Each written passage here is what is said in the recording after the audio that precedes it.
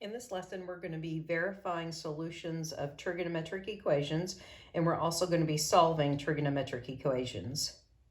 So let's start first by verifying. We're told to verify that each x value, these two, is a solution of this trigonometric equation. Oops, I see there's a few mistakes on this worksheet I haven't had a chance to change. So if you guys download this, let's make these changes here. If this is going to be an equation, I at least need an equal sign. All right, so is x equals pi over 16 a solution to this equation? So to verify that it is, we're going to replace the x in this equation with pi over 16 and do the work. First thing I might do is take that square off of the cosine function. So do an open parentheses, do cosine, do the 4x here, and put the square on the outside. Now let's replace x with pi over 16 and see if we get a true equation.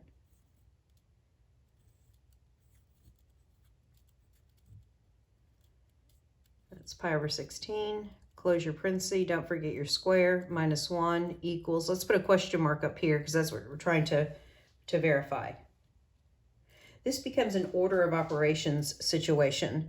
So I want to do the power first, which means reach inside these parentheses, keep the 2, multiply, 4 times pi over 16. So that becomes 4 pi over 16. But if you reduce 4 pi over 16, you get pi over 4. We still have a question mark equals 0. Okay, let's find this trigonometric value. So you might want to have your formula sheet handy. So what's the x-coordinate for cosine at pi over 4? So go to your unit circle, find pi over 4. Notice that the x-coordinate is square root of 2 over 2. So this trig value is square root of 2 over 2. Let's square this fraction, square the top, square the bottom. So I still have the 2 out front. Squaring square root of 2 gives you 2. Squaring the 2 gives you 4. I'm gonna have to come up here. Okay, so this is just a half times 2. So 2 times a half is 1. So 1 minus 1. Do the computation, 0 does equal 0. Same thing over here, but we're going to insert 3 pi over 16. So I'm going to jump in about right here.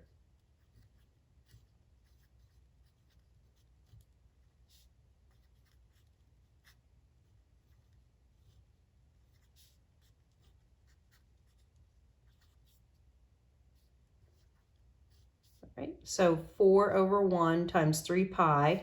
I'm going to do that step. That'll be 12 pi over 16.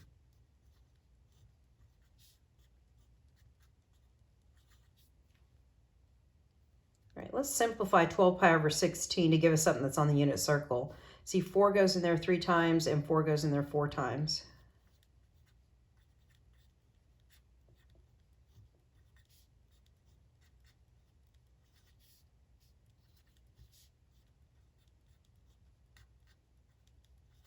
All right, so go to your unit circle, locate 3 pi over 4. 3 pi over 4 is here. The x-coordinate over here is negative square root of 2 over 2. But it won't matter when we square a negative square root of 2 over 2. We're going to end up with the same thing we had here. So this is really going to be just a half again. This is 1 whole minus 1, so we do get 0 equals 0. So when they tell us to verify, that means that we do have to do all the correct work to the point where we get a check mark down here. So that's verifying trigonometric equations. That's part of our assignment. Okay, for the remaining problems here, and I've got 8 of them, I've got 4 here, and then I've got 4 more on another sheet. Okay, we're going to be solving trigonometric equations, and I always thought that it's best if we go back and look at how do we solve equations so that it'll help us with our work in solving a trigonometric equation. So you don't have these anywhere. I don't have these on a document, but if you want to just stop and get a sheet of paper, Let's remind ourselves algebraically without trigonometric equations how to solve these. So problem number 1 is quadratic. How do I solve that? Well, we would not want to divide both sides by x because I don't know what x is, and if x happened to be 0, I'm doing a bad thing. So that's not how we solve this equation by dividing out an x. We actually subtracted the 2x to the other side, and then we factored. So with these two terms, I can take out an x. Don't forget your equal 0. Once factored, then I can set each factor equal to 0. So this little vertical bar just kind of separates the two factors of x and x minus 2. So either x is 0 or set x minus 2 equal to 0. And if you add the 2 to the other side, you're going to get x equals 2. So for problem number 1, when we solved this back in Algebra 2, we had two solutions. And you can check them one at a time. If you let x be 0 here and x be 0 here, I do get 0 equals 0. Now let's check 2. If you plug in 2 here and square it, and plug in 2 here and multiply, you're going to get 4 equals 4. Both of these proposed solutions check. Okay, look at example 2. I want to solve that equation.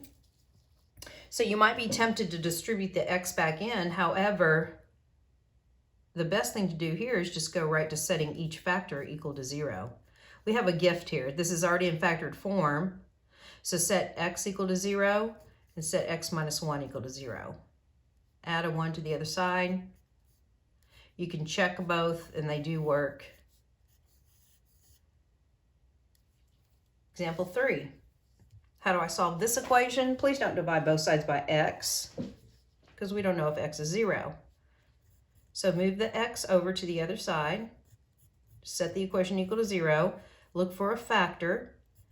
X will come out of both the terms. So when you take x out of this term, you get 3x. Check by multiplying x back in to see if you get that term. And when you divide x out from itself, don't forget the minus 1. Set each factor equal to 0.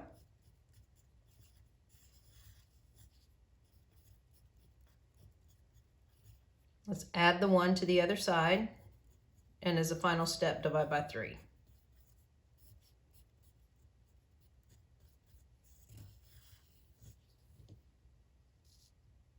Okay, look at 4. This equation is already set equal to 0. However, I can't take out a common factor other than 1, so I need to come up with a different strategy besides factoring.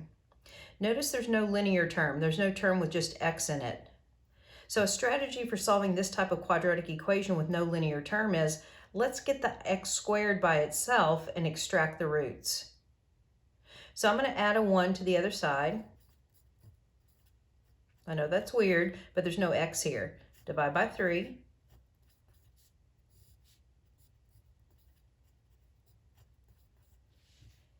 Okay, now let's bring in the square root.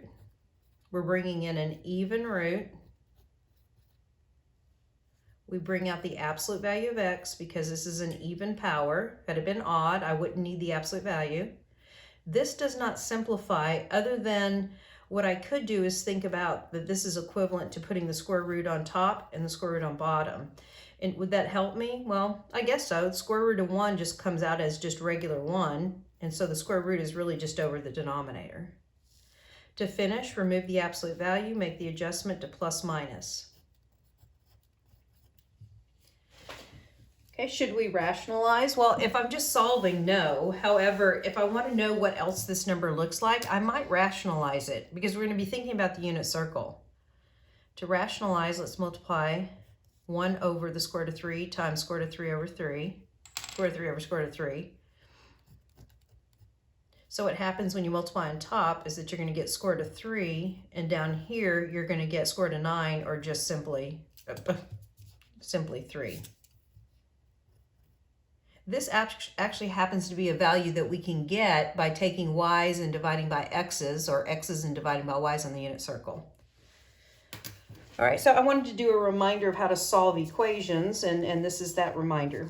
Now let's go back to solving trigonometric equations.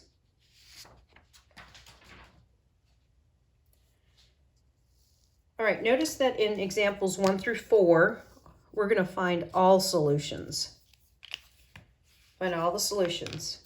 So we have a trigonometric equation. It is set equal to 0, but I can't factor because I don't have a square or a common factor of both the terms. So what we're going to do is we're going to isolate the trig function.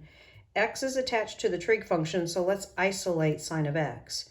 So add 1 to the other side and then divide by 2. So when you add 1 and divide by 2, we're going to get sine x equals 1/2. So go to your unit circle. Find on the unit circle when you're looking at the ordered pairs, okay, where on your unit circle is your y coordinate 1/2? And it's right here and right here, because y is positive in quadrants 1 and 2. Well, what is this angle here? Well, x, or the angle, is pi over 6, but also x is 5 pi over 6.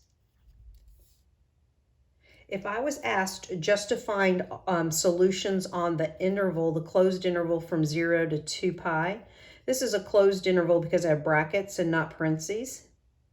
Let's say I was going to find just the solutions around the unit circle one time. I would be done. I'd box these two, and I'd leave the problem.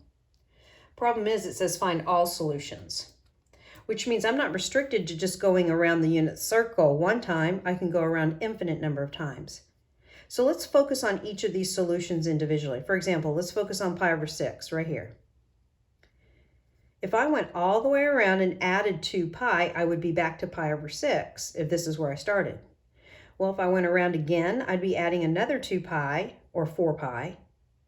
I'd go around again, I'd be adding another 2 pi or a total of 6 pi, so forth and so on. I could also go backwards and subtract a 2 pi to get back here to the same location, so forth and so on. So if I'm asked to find all solutions, I need to keep that in mind. To pi over 6, I'm going to add multiples of 2 pi. And what we usually do is we put this little lowercase n in between the 2 and the pi, where n is n is any integer that allows me to go around the unit circle multiple times. Same thing with 5 pi over 6. Let's say your starting place was over here at 5 pi over 6. How could I get back to this location? Add a 2 pi, add another 2 pi, or if you go in the other direction, subtract a 2 pi, subtract another 2 pi. So here we're going to add integer multiples of 2 pi, where n is your integer. So to find all solutions, this is how I'd record the answer. So let's continue finding all solutions. Now notice this equation. I see a sine function here and a negative sine function here. Let's isolate one sine function and then solve like we did in problem 1. So let me add this negative sine x term over here. So collecting sine x terms, now I have 2 of them. Now what we're going to do, similar to problem 1, is we're going to subtract the square root of 2 and then divide by 2. So I'm going to do both of those steps in one. Subtract to the other side and then divide. This is a number I'm familiar with that comes from the unit circle. It's one of the coordinates of the ordered pair. So go to your unit circle.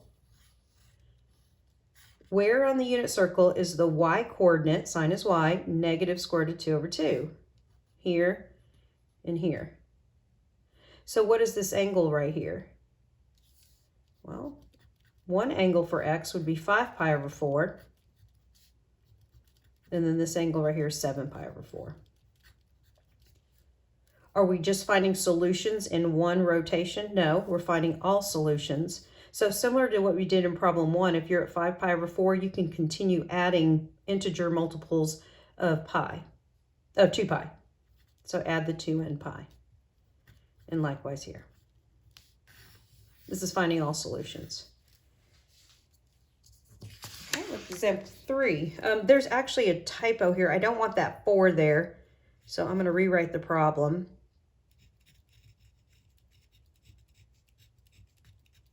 So we don't want the 4 there. Okay, so this equation, trigonometric equation, is solved for 0. Can I factor? No. So think back to what we did on that sheet of paper in just solving. I'm going to add the 1 and divide by 3. I'm going to get the tangent squared function by itself. So add the 1, divide by 3, and the result is this. I'm going to bring in the square root on both sides of the equation.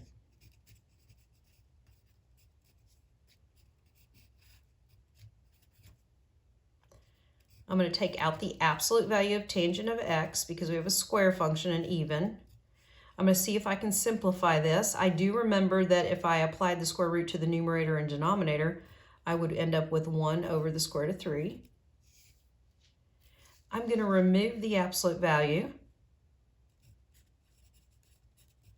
So over here, I'm going to get positive negative 1 over the square root of 3. Now, you could work with 1 over the square root of 3, but remember that that's also equal to square root of 3 over 3 if you rationalized. Okay, time to go to the unit circle. Remember, tangent is y over x. And we're looking for both the positive square root of 3 over 3 and the negative square root of 3 over 3. So this one's just a little more challenging. So let's just look at your unit circle. Okay, let's look at just this ordered pair right here, which is square root of 3 over 2, comma 1/2. This is x, this is y. If I want to find the tangent, I'm going to take y and divide it by x, which is y times the reciprocal here. So think about taking y and multiplying it by the reciprocal of x, because when you divide, you want to change multiplication. I end up with 1 over the square root of 3. Which 1 over the square root of 3 is this solution right here, at least the positive one. Well, let's go up here to pi over 3. Remember, that ordered pair is 1/2 square root of 3 over 2. This is x, this is y. What happens when I find the tangent using this ordered pair? Well, that's saying take the y, square root of 3 over 2, and multiply it by the reciprocal of x, 2 over 1. I end up with square root of 3, which is not 1 over the square root of 3, or it's not even square root of 3 over 3. So this angle right here at pi over 3 is not one of my solutions. So what are my other solutions? Well, I could keep going around the unit circle. This would not be a solution, but this would be a solution here. So think about what this ordered pair is over here. This ordered pair is what? Negative square root of 3 over 2, positive 1/2. This is x, this is y. Y times this reciprocal would give you the negative 1 over square root of 3. So it looks like I found a positive 1 over square root of 3 and a negative 1 over square root of 3.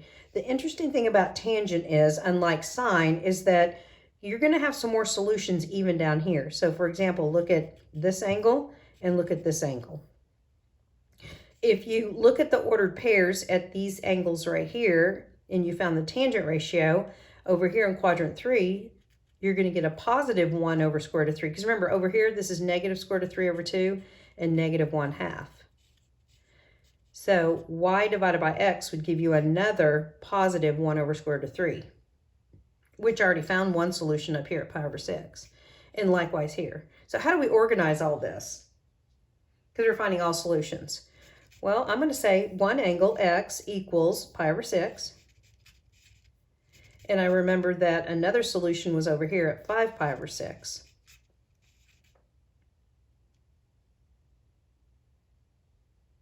So, at this point, I'm going to think, okay, well, how do I go from here to down here? Because I do want to pick up this solution as well. So instead of adding 2 pi, I'm actually adding 1 pi. And if I'm here and I add a pi, I'm back up here. So I want to get these two solutions, but I don't want to go all the way around because I don't want to forget this solution. So for tangent, unlike sine, we're going to add an integer multiple of pi, not 2n pi, but just n times pi. So think about pi over 6 plus a pi, get you here, get you back here, etc. But we also want these solutions. So starting at 5 pi over 6, if I added a pi, I would be over here. Add another pi, I'd be back to where I started. So it's a little tricky with tangent because you're not adding integer multiples of 2 pi, you're adding integer multiples of pi. Okay, let's look at 4. All right, cotangent, let's isolate the trig function, so let's subtract the 1.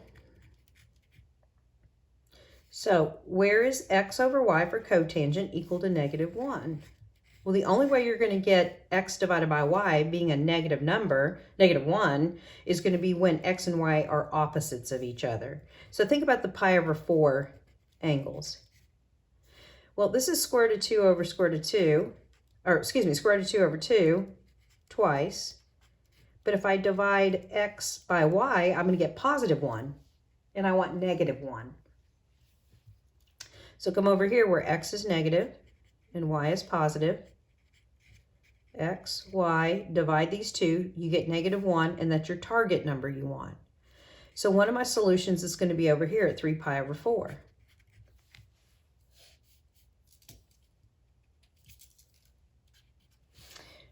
Okay, I want to keep looking because do I just stop here and add a 2n pi, or maybe I should investigate further, especially with tangent and cotangent. Look in the opposite quadrants. So right here, the x's are both negative, so when you the coordinates are both negative, so when you divide in quadrant 3, you're going to get a +1, but that's not what you want. But over here, you've got positive square root of 2 over 2 and negative square root of 2 over 2. So this x divided by that y gives you a negative. So we also have right here at 7 pi over 4. Well, there's a couple of options here on this one. You could take 3 pi over 4 and add 2n pi. I'm hoping you see a shorter way. Okay, and then I could go, oh, okay, well, 7 pi over 4 is another solution plus 2n pi. And this is fine. This is a good solution. However, you could condense these two and say, well, wait a minute. 3 pi over 4 was a solution.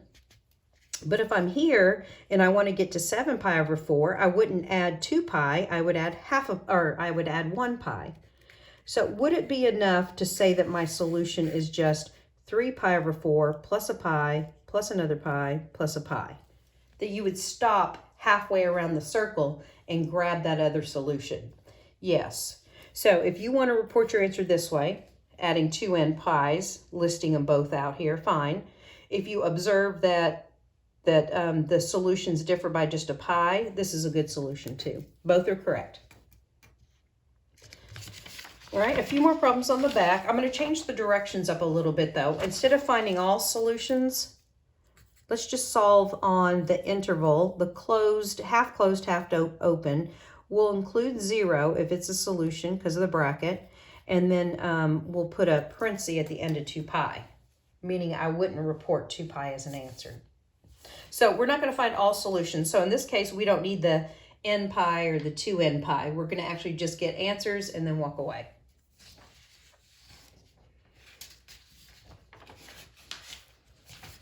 All right, so for problem 5, notice that the problem's already factored. So let's set each factor equal to 0.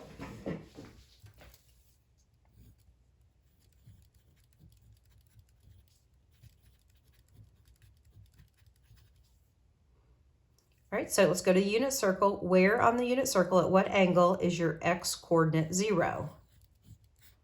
Well, x is 0 here and x is 0 here when I go from 0 to 2 pi.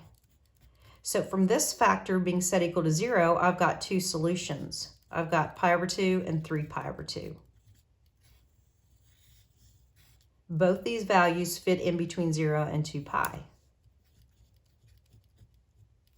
So for the second factor, where is cosine of x equal to 1? Where's the x coordinate 1? Well, in your unit circle, it's right here at a measure of 0. So for this factor, we only have one solution. But for this factor, we have two solutions. You never know what you're going to get. You could have no solutions, 1, 2, from each factor. We just have to kind of go with each of those equations. All right, look at number 6. How do we solve that trigonometric equation? Well, don't divide out a sine x from both sides of the equation because then you're dividing out a variable. Just like in our previous work, we wouldn't divide out an x from both sides of the equation. For example, we said, no, don't divide out an x here. Let's set equal to 0 and factor. And that's what we're going to do here. Let me subtract this term to the other side. Oh, I need an x there and 0. Now we do have a common factor. Each of these terms have a factor of sine x, so let's factor out a sine x. When you factor out a sine x from sine squared x, we're left with sine x, and then we're left with a minus 2 here. Set each factor equal to 0.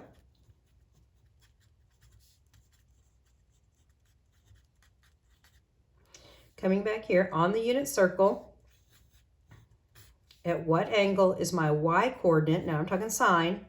Where is my y-coordinate 0? My y's are 0 here, here, back over here, anytime you're on the x-axis. So one time is going to be when x, the radian measures 0. I can include 0 because of the bracket. Another time my y-coordinate is 0 is over here at pi. And then again at 2 pi. I don't want to record 2 pi because I'm told that that's not going to be part of my solution. So these are two answers from this factor.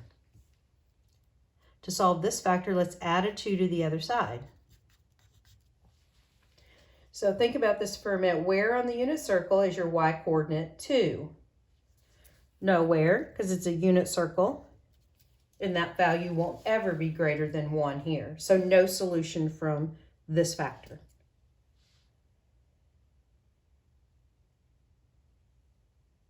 Okay, let's look at 7. We're still solving on the interval, half open, half closed, 0 to 2 pi. So number 7, let's set the equation equal to 0.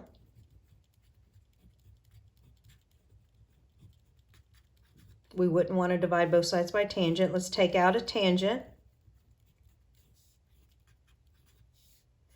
Dividing out a tangent from here leaves me 3 tangent squared x, because tangent x times tangent squared gives tangent cubed, and then tangent comes out of itself one time. Set each factor equal to 0.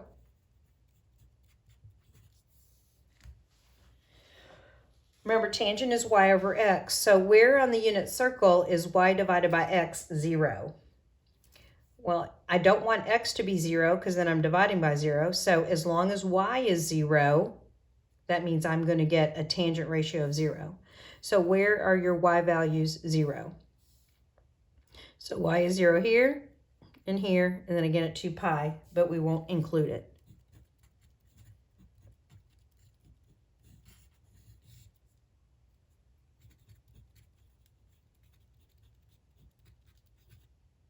Okay, I can't factor anything out. Add the 1, divide by 3. Okay, hopefully you remember this one from the other side, problem number 3. So we ended up with this situation. So where were the solutions on the unit circle? Well, let me see if I can draw the unit circle here. We had a solution here, we had a solution here, here, and here. So we need to list all 4 of those out individually.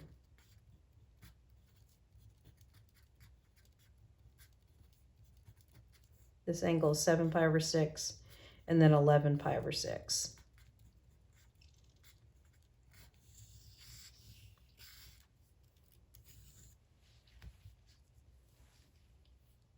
Remember on the other side, problem number, I think it was 3. Yeah, we didn't list all of these out. We actually just listed these 2 and added an n pi to each of these, which would have gotten us these 2 that we didn't list down here. Okay, final problem, number 8. Secant x times cosecant x equals 2 secant x. I suppose I could do some substitutions on this and and change these to 1 over cosine and 1 over sine, but I don't think that's going to help me much. So let's zero out the equation. So secant x times cosecant x minus 2 secant x. Because I see when I bring that term over, I can take out the common factor of secant x. So divide secant x out from these 2 terms. Okay, I must set each factor equal to 0.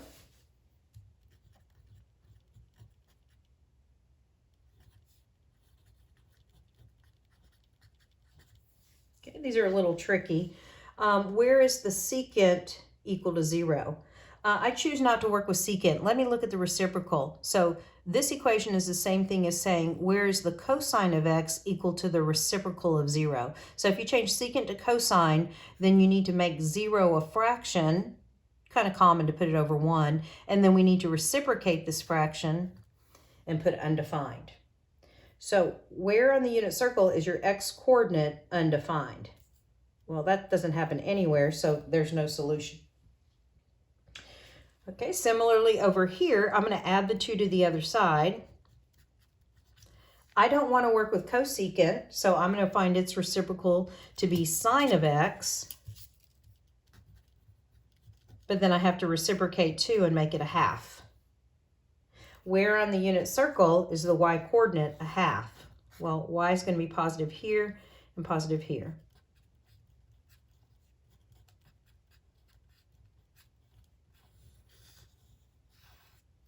Okay, I know that was a lot and that was fast, but you can always go back and rewind if you missed something. But that was the lesson on verifying trigonometric equations and then also solving trigonometric equations.